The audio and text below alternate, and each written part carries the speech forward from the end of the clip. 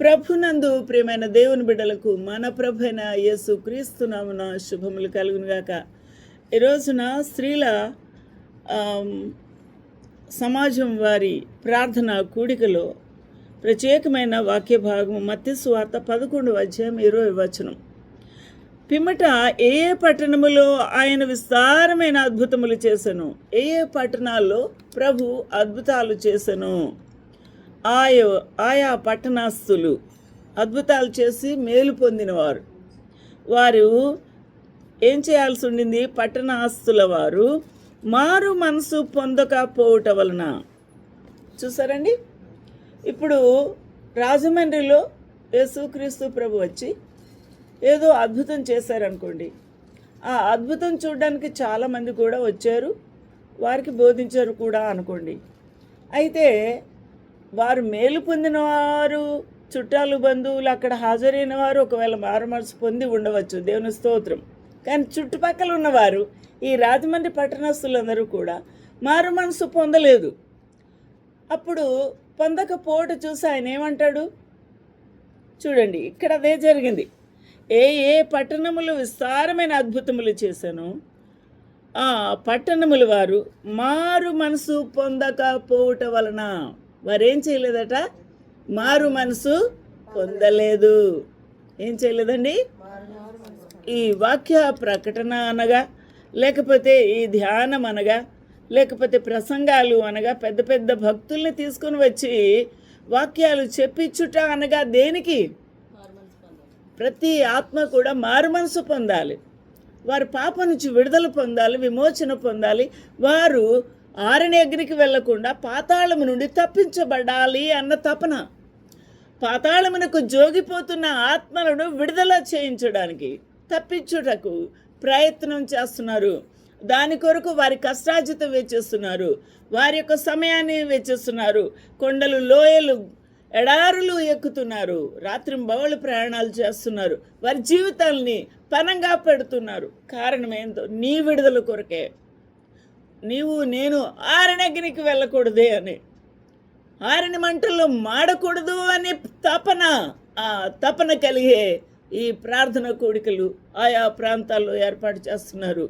యేసుక్రీస్తు ప్రభు అయితే పరలోకం నుంచి దిగి వచ్చాడు. ఆయన సమస్తమును కూడా పెంటగా ఎంచుకొని, ఆయన దాసుని స్వరూపం ధరించుకొని ఈ లోకానికి వచ్చిన ప్రభువు, దేవునికి మహిమ కలుగును గాక. ఆయన కూడా సువార్త ప్రకటించుటకు పరిగెత్తారు. కొండలు, లోయలు, ఎడారులు పైకెక్కారు. ఆయన ఎండల్లో, మండుటెండల్లో కూర్చొని ఆ 7,000 మందికి, 12,000 మందికి, 5,000 మందికి సువార్త ప్రకటించారు. అక్కడ నీడ లేదు, చెట్టు లేదు, చేమ లేదు. నేను చూసాను ఆ ప్రాంతం. నా ప్రియమైన వాళ్ళరా, ఎందుకు ఈ తపన ప్రభుకి? ఎందుకు ఈ వేదన? ఆలోచించేద్దాం. మనము నశించిపోతున్న ఆత్మల పక్షంగా మనకి ఎటువంటిది ఉండాలి? భారం ఉండాలి, తపన ఉండాలి, వేదన ఉండాలి, దుఃఖం ఉండాలి. నా ప్రియమైన వాళ్ళరా, ఈరోజున ఒక సంఘటన, నేను ఫోన్ చూస్తూ ఉంటే మరి డోకులూరు చిట్టిబాబు అనే పేరు తగిలింది నాకు. ఆ బాబు నా ముందే, నా కళ్ళ ముందే చిన్న బాబు అలా పైకొచ్చి అలా చదువుకున్నాడు. చదువుకున్న తర్వాత చిన్న ఎల్ఐసిలో ఒక ఉద్యోగం వచ్చింది. అక్కడి నుంచి మధ్యలో ఎప్పుడో మళ్ళీ మాట్లాడాను. ఆ తర్వాత చాలా కాలం తర్వాత ఈరోజున మాట్లాడాను. ఈరోజు నేను అప్పటికి ఎంతో పనిలోనే ఉన్నాను. పనిలోనే ఉంటూనే నేను మాట్లాడుతూ ఉన్నాను. ఆ రోజున ఈరోజు మాట్లాడుతున్న మాటలో ఆయన ప్రశ్న ఏంటో తెలుసండి? చాలా దుఃఖం కలిగిన మాట ఏంటంటే, నాకు దేవుని వాక్యం ఎడల ఆసక్తి ఉంది, బాప్తిస్మ ఎడల కూడా ఆసక్తి ఉంది. అయితే నాకున్న కొన్ని ఆటంకాల గురించి నేను ఆలోచన చేస్తున్నానండి అని చెప్పగానే నాకు గుండె తరుక్కుపోయింది. అర్థమైందండి? ఎంతో తన ధనాన్ని వెచ్చించి సువార్త పరిచర్యలోను అనేక వాక్యాలు గ్రూపులలో పంచుతుంటే వింటాడు ఆసక్తిగా, చాలా ఆసక్తి గలవాడు. ఆయన డివిజనల్ మేనేజర్ ఆఫ్ ఎల్ఐసి, చాలా ఉన్నత స్థాయికి వెళ్ళారు. ఆయనకు సరాసరి సువార్త ప్రకటించడం జరిగింది. నా ప్రియులారా, ఏ విధంగా రక్షణలోకి రావాలి, ఏ విధంగా నీ హృదయం లోపలికి రావాలని ఆయన ఆశపడుతున్నారు. నీ హృదయం ఆ ప్రభువుకి తలుపు తీస్తే కదా వస్తాడు అని. మరి డైరెక్ట్గా వాక్యం చెప్పడానికి ప్రభు నాకు సహాయం చేశాడు. ఒక ఆత్మ నశించిపోతున్నది అనంటే నువ్వు వారింటికే వెళ్ళక్కర్లేదు, హైదరాబాద్కే వెళ్ళక్కర్లేదు, ఆయన నీ ఇంటికే రావక్కర్లేదు. ఎక్కడో నీకు ఫోన్లోనో ఎక్కడో నీకు కనెక్షన్ దొరుకుతుంది. ప్రయత్నం చేస్తే సరాసరిగా సువార్త అందించాలి అని నీకు మండుతున్న గుండె ఉంటే అక్కడ నువ్వేం చేస్తున్నావు, ఏ పనిలో ఉన్నావు, అది నీకు ఆటంకం కాదు నా ప్రియులరా. నేను ఎగ్జాక్ట్గా ఆ టైంకి ఏం చేస్తున్నానంటే నేను వెజిటబుల్ కట్టర్లో కాకరకాయ కట్ చేస్తున్నాను. అర్థమైందండి? స్టిల్ ఆ పనిని నేను కొనసాగించి ఆపి నేను సువార్త చెప్పాను. దేవుడు నీకు ఖచ్చితమైన ప్రేరేపణ కలిగినప్పుడు ఏ సమయంలో అయినా సరే నువ్వు ఆగిపోవాలి. నువ్వే పని చేస్తున్నా నిలబడిపోవాలి. సువార్త చెప్పడంలో ముందుకు సాగాలి. ఈ మంట నీకు కలిగితే నీ ద్వారా కొంతమంది సువార్తను అంగీకరించరా, యేసు క్రీస్తు ప్రభుని అంగీకరించరా? అప్పుడు దాని ద్వారా కుటుంబాలు రక్షణలోకి రావా? దాని ద్వారా వారు విడుదల పొందరా? ఆరిని అగ్ని నుంచి తప్పించబడరా? ఆ ప్రేమ మనకి ఎందుకు ఉండదు? ఆలోచన చేద్దాం. యేసు క్రీస్తు ప్రభు ఎంత ప్రేమమూర్తి. ఆ యొక్క పట్టణాలకు వెళ్ళి, ఆ యొక్క పల్లెలకు వెళ్ళి, ఆ యొక్క కొండలు కోనలకు వెళ్ళి, ఆఖరికి ఎత్తైన ప్రదేశంలో ఆ కొండ శిఖరాల మీద ఉండి సువార్త చెప్పాడు. దాని ఎదురుగుండా ఉన్న గల్లీ సముద్రం మీద దోణి ఎక్కి అక్కడి నుంచి దూరంగా స్వార్థ చెప్పితే వాళ్ళకి ఖచ్చితంగా చూస్తారు ప్రభువుని, వారు ఖచ్చితంగా స్వరం వినబడుతుందని అక్కడి నుంచి చెప్పేవాడు. నీకులాగా నాకులాగా సౌండ్ సిస్టమ్ లేదు నా ప్రియులరా. ఈ మైకులు మౌత్ ఫోన్స్ ఏమి లేవు, ఈ సెల్ ఫోన్స్ లేవు, ఏమి లేవు. అలా చెప్పాడు ప్రభు. ఆలోచించేద్దాం. నీ గుండె ఎందుకు కదలదు? నీ హృదయం ఎందుకు కదలదు? నీ హృదయం ఎందుకు సమర్పించుకోవు? నాకు అటువంటి హృదయం కావాలి, అటువంటి తపన కావాలి తండ్రి అనే ఆలోచన చేస్తే నీ ద్వారా కొంతమంది ఆత్మలు పట్టబడతాయి. హల్లెలూయా. దేవునికి మహిమ ఘనత ప్రభావములు కలుగునుగాక. ఇక్కడ ఆయా పట్టణాల గురించి నేనేమి చెప్పను. వచ్చే వారం ఆ పట్టణాలు ఏంటో నాకు అన్నీ చదివి చెప్పండి. ఆ పట్టణాల పేరు మీరు చెప్పండి. ఏ ఏ పట్టణములలో ఆయన విస్తారమైన అద్భుతములు చేసను, ఆ పట్టణముల వారు మారు మనసు పొందకపోవటం వలన ఆయన వారిని ఇట్లు గద్దించను. కన్నీళ్లు పెట్టుకున్నాడు, చెమటలు ఓర్చాడు, సమయాన్ని వెచ్చించారు ప్రభు. అక్కడికి వెళ్ళారు, అద్భుతాలు చేశారు. ఆయన యేసుక్రీస్తు ప్రభువే రక్షకుడని రుజువు చేసుకున్నాడు. ఆయన కూడా వారు మారు మనసు పొందకపోవటం చూసి ఆయన గద్దిస్తున్నాడు. ఏమని గద్దించాడు?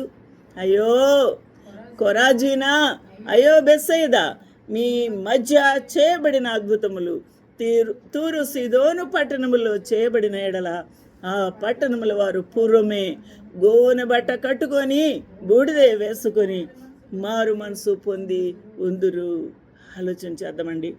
ఈరోజున ఎంత భయంకరమైన పరిస్థితి ఆలోచన చేద్దాం. అంటే మన జీవితంలో ఎలా ఉందంటే నిమ్మకు నీరు ఎత్తిన స్థితి. ఎత్తని ఎలా అంటే నీళ్ళు పోసుకోండి అంటది ఆ గేదె. ఏం చేస్తుంది? పోసుకోండి కడిగేసింది, నీళ్ళు వేసింది, మీద చల్లింది, హే అని నన్ను తోలుతుంది అని అంటే పోసుకోండి అంటది. అంటే దాంట్ లోపలికి ఏ నీరు కూడా వెళ్ళదు. అందుకే అంత ధీమా. ఈరోజున మనం కూడా అలా ఉంటే ఎలా కుదురుతుంది? ఆలోచన చేయండి. మనకు దేవుడు మనసాక్షి ఇచ్చాడు కదా, మనకు దేవుడు హృదయం ఇచ్చాడు కదా. ఆ ప్రేమమూర్తి నీ పాదముల వద్దకు వచ్చి ఆయన తన ప్రేమను వెల్లడి చేశాడు కదా కల్వరి శిలువలో. ఆ ప్రభువుని అలాగే నిర్లక్ష్యం చేస్తామా? ఆలోచన చేద్దామండి. అందుకనే 81 కీర్తన భాగం 11వ వచనంలో ఏమంటాడంటే, ఆయనను నా ప్రజలు నా మాట ఆలకింపకపోయిరి. ఏం చేశారటండి? ఎవరికి ఈ సువార్త చెప్పాడు అసలు ప్రభు? ఎక్కువగా ఆయన సువార్తకు ప్రాముఖ్యత ఇచ్చింది ఎవరి కోసం? ఈ రక్షణ భాగ్యం ఎవరికి అందించాలని ఆ ప్రభు ఈ లోకానికి దిగి వచ్చాడు చెప్పండి. యోహాను సువార్తలో ఉంటుంది కదా, తీయండి దయచేసి, తీయండి అమ్మా. యోహాను సువార్త 1వ అధ్యాయము 12 కానీ 14 కానీ మీరు తీస్తే అక్కడ కనబడుతుంది, చదవండి.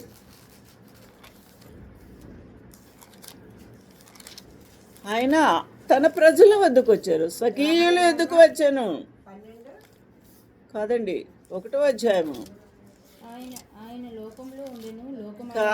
కాదండి యోహాను సువార్త కాదు రెఫరెన్స్ చెప్పండి అమ్మా.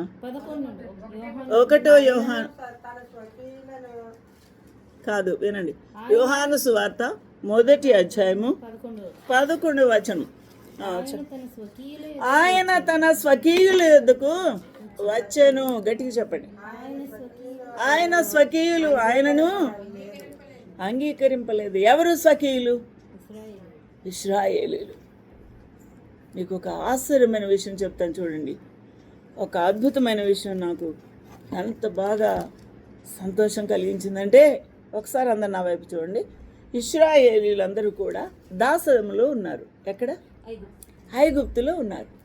ఐగుప్తులో ఉన్న ఇశ్రాయేల్ని ఎలాగైనా సరే విడిపించాలని 800 సంవత్సరాలు 400 సంవత్సరాలు దాస్యంలో ఉన్నారు. అక్కడి నుంచి విడిపించుటకు మోషే భుజం మీద బరువు పెట్టాడు ప్రభు.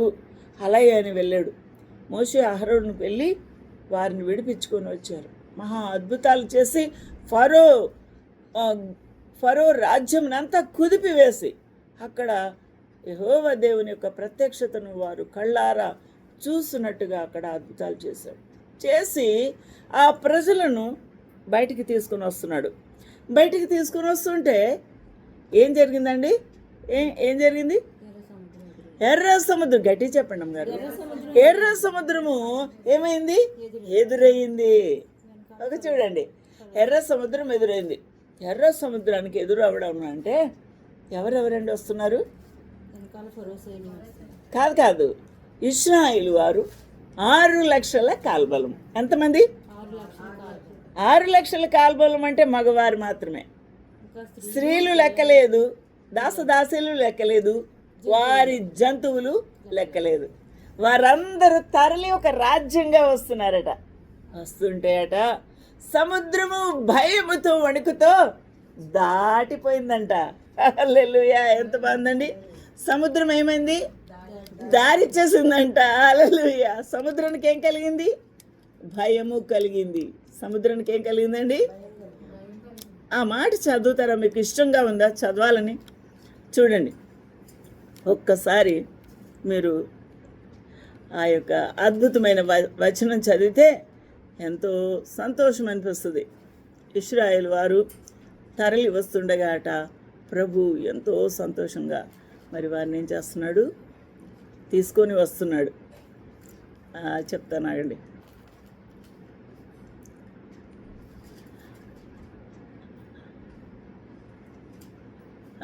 హల్లెలూయా! చూడండి 70 ముందు 114 చూడండి. యూదా ఆయనకు పరిశుద్ధ స్థలమాయను. యూదా ఎవరండి? యూదా ఆయనకు పరిశుద్ధ స్థలమాయను. గట్టి చెప్పాలి. యూదా ఎవరండి? పరిశుద్ధ స్థలము అంటే ఏంటి? యూదుల మధ్యలో నుండే ప్రభువు జన్మించబోతూ ఉన్నాడన్న గొప్ప వాగ్దానము అక్కడ కనబడుతుంది. యూదా ఆయనకు పరిశుద్ధ స్థలము ఆయన. ఆ తర్వాత ఇశ్రాయేలు ఆయనకు రాజ్యమాయను. హల్లెలూయా! ఇశ్రాయేలు ఆయనకు రాజ్యమాయను. ఇప్పుడు ఎర్ర సముద్రం ముందు ఎదురుగుండా ఎవరున్నారు? ఎర్ర సముద్రం ముందు ఎవరున్నారు? ఇశ్రాయేలు రాజ్యం ఉంది. ఇశ్రాయేలు రాజ్యమునకు ముందెవరున్నారు? కాదు, దేవుడే ఉన్నాడు. హల్లెలూయా! ఇశ్రాయేలు రాజ్యము తరలి వస్తుంటే ఆ రాజ్యమునకు ఇశ్రాయేలీలకు ముందు నడిపించేది ఎవరు? యెహోవా దేవుడు. పగలు మేఘస్తంభముగా, రాత్రి అగ్ని స్తంభముగా ముందుండి నడిపిస్తూ ఉన్నాడు. ఆయన ఆ ప్రభువు వారిని నడిపిస్తూ ఉండగా ఎవరైనా ఆటంకం చేయగలరా? జడుసుకున్నారు ప్రభువుని చూసి, ఆ మహిమను చూసి. ఎవరు ఎవరు? సముద్రము. క్యాచువల్ పాయింట్, ఎవరు జడుసుకున్నారు? సముద్రం. సముద్రం ఇటు దాటిపోయింది, ఇటు దాటిపోయింది. యోర్దాను ఏం చేసింది? యోర్దాను ఏం చేసింది? వెనుకకు మళ్ళింది. ఎప్పుడు? వారు కానాను దేశానికి వెళ్ళే ముందు యెహోషువ నడిపిస్తూ ఉండగా యోర్దాను నది చాలా పవర్ఫుల్గా ప్రవహిస్తూ ఉంది. చాలా లోతైన నది. అదేమైపోయిందట? వెనక్కి వెళ్ళిపోయిందంట. హల్లెలూయా. మీకేమైనా అనిపించట్లేదా? సంతోషం అనిపించట్లేదా? యోర్దాను నదే వెనక్కి వెళ్ళిపోయింది.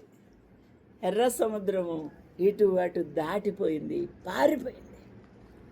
దేవుని యొక్క సన్నిధి ముఖకాంతిని చూడలేకపోయింది. నా ప్రియుల, అంత అద్భుతమైన కార్యాలు ఆ ప్రభువు చేసిన ఆ ఘనమైన ప్రభువుకు మనం ఏం చేయాలి? గజ గజ గజ వణికిపోవాలి. ఆయన సన్నిధిలో వణుకుతూ మనము సేవించాలి, మన రక్షణను కొనసాగించాలి. హల్లెలూయా. దేవునికి మహిమ కలుగును గాక. ఇప్పుడు ప్రభువు వేదన పడుతున్నాడు. ఆ పరలోక రాజ్యం గురించి తానే వచ్చి ఏం చేస్తున్నాడండి? సువార్త ప్రకటిస్తుంటే నా ప్రజలు నా మాట ఆలకింపకపోయిరి. ఏమండి, మీరు దేవుని యొక్క వాక్యము శ్రద్ధతో ఆలకించకపోతే ఆయన బాధపడతారా లేదా? దానివల్ల నష్టం ఎవరికి? ఆత్మ ఏమవుతుంది? కృషించిపోద్ది. ఆత్మ దేవుని యొక్క వాక్యం చేత నింపబడదు, ఇలా వికసించదు. అర్థమైందండి? బోన్ మ్యారో రక్తము ఎక్కిస్తే ఎంత బలంగా ఆ శరీరము లేచి నిలబడి చక్కగా ఉంటుందో అలాంటి జీవవాక్యము నువ్వు చాలా జాగ్రత్తగా అందుకోవాలి, అది నింపుకోవాలి. నీ ఆత్మ గంతులు వేసుకుంటూ బలపడుతూ బయటికి వెళ్ళాలి. అది దేవుని యొక్క చిత్తము. హల్లెలూయా. దేవునికి మహిమ కలుగును గాక. ఇశ్రాయేలు ప్రజలైతే ఏం చేశారట? వినలేదట. వారు ఎలా చేశారట అండి? 81:12 చూడండి. కాబట్టి వారు తమ స్వకీయ ఆలోచనలను బట్టి నడుచుకొనున్నట్లు వారి హృదయ కాఠిన్యమునకు నేను వారిని అప్పగించాను. ఎవరు అప్పగించారండి? అర్థమైందండి? చూడండి ఒక మాట. ఇప్పుడు తండ్రి దగ్గరికి కొడుకు వస్తున్నాడు. ఎగ్జాంపుల్ చెప్తున్నా, నా వైపు చూడండి. ఈ తండ్రి ఏం చేస్తున్నాడంటే ఆ ఈజీ చైర్లో కూర్చొని ఉన్నారు. కొడుకు ఏం చేస్తాడంటే కాలేజీ నుంచి వస్తున్న వాడు తిన్నగా రాకుండా, పెన్నుందా? ఏం చేస్తున్నాడు అనమాట వాడు, ఆ కొడుకు తిన్నగా రాకుండా ఏం చేస్తున్నాడు అనమాట, చాలా షోల్డర్ బ్యాగ్ వేసుకొని, అక్కడ బీటెక్ చదువుతున్నాడు. ఏమండి, షోల్డర్ బ్యాగ్ వేసుకొని చాలా అలసిపోయినట్టు యాక్షన్ చేసుకుంటూ నా వైపు చూస్తే మీకు అర్థమవుతుంది. ఎలా పట్టుకొని, ఏంటి పట్టుకున్నాడు? సిగరెట్ పట్టుకొని ఇలా బుర్ర ఊపుకుంటూ చూస్తూనే లోపలికి వస్తున్నాడు. ఇలా దాటుకుంటూ వచ్చేస్తున్నాడు. ఎవరున్నారు అక్కడ? నాన్నగారు ఉన్నారు. నాన్న అని పలకరించలేదు, వదిలేయండి. కానీ చేతిలో సిగరెట్ అన్న తీయాలి కదా, తాగడం తీయాలి కదా. భయం ఉందా? చెప్పాలి, మీరు సమాధానం చెప్పండి. కొడుకులు అలా ఉన్నారు ఈ దినాల్లో, పిల్లలు అలాగా ఉన్నారు. వారి పాపాన్ని ఆ తండ్రులు ఎదుటే చేస్తుంటే వారు ఏమనలేని స్థితిలో నిశ్చేష్టులైపోయి అలాగే కుదేలు కూర్చొని ఉన్నాడు తండ్రి. అంటే ఏంటనమాట?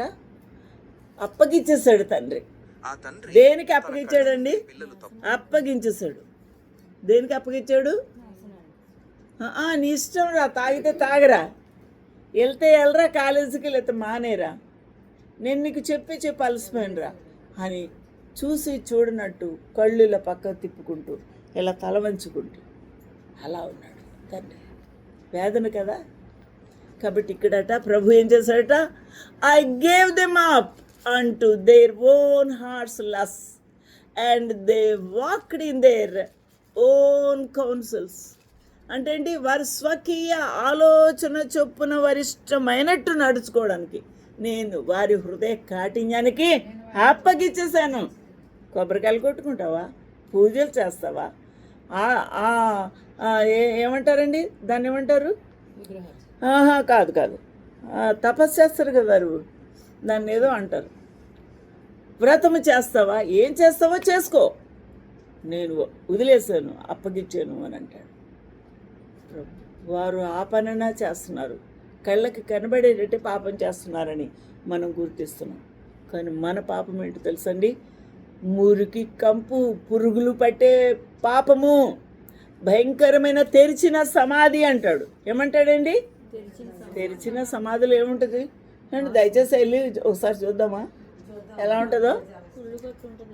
ఎలా ఉంటుందో? పురుగులు ఉంటాయి, కంపు, గబ్బు కంపు, ఎక్కడా కూడా మీరు మాంసం కనబడదు, షేప్ కనబడదు, వికృత రూపం. నా ప్రియులారా, అది నీ యొక్క సమాధి దర్శనంలో కనబడే రీతి.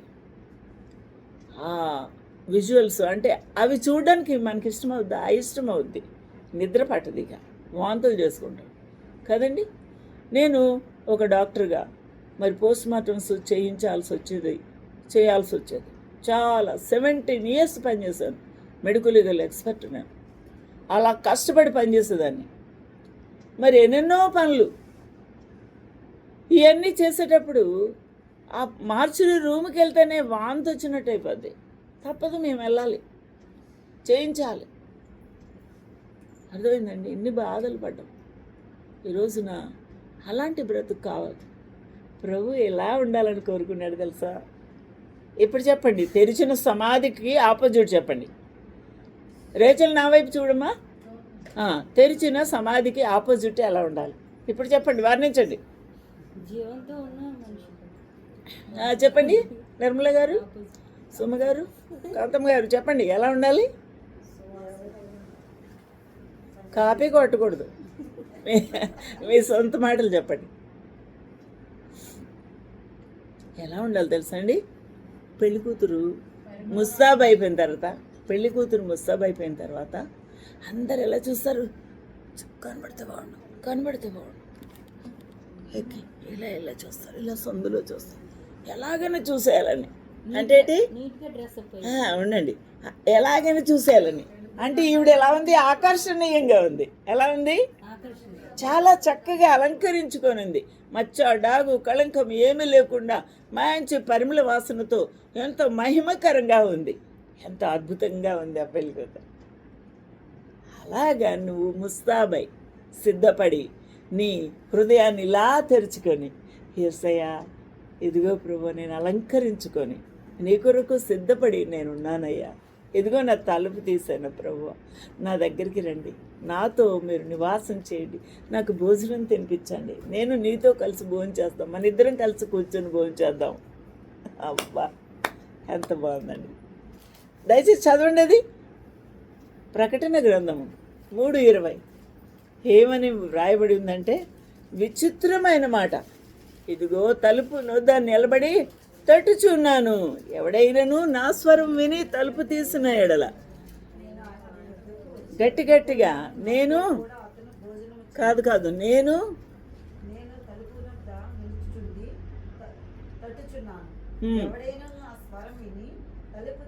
తలుపు తీసిన ఎడల నేను అతని వద్దకు వచ్చి అతనితో నేనును నాతో కూడా అతడును భోజనము చేయుదుము.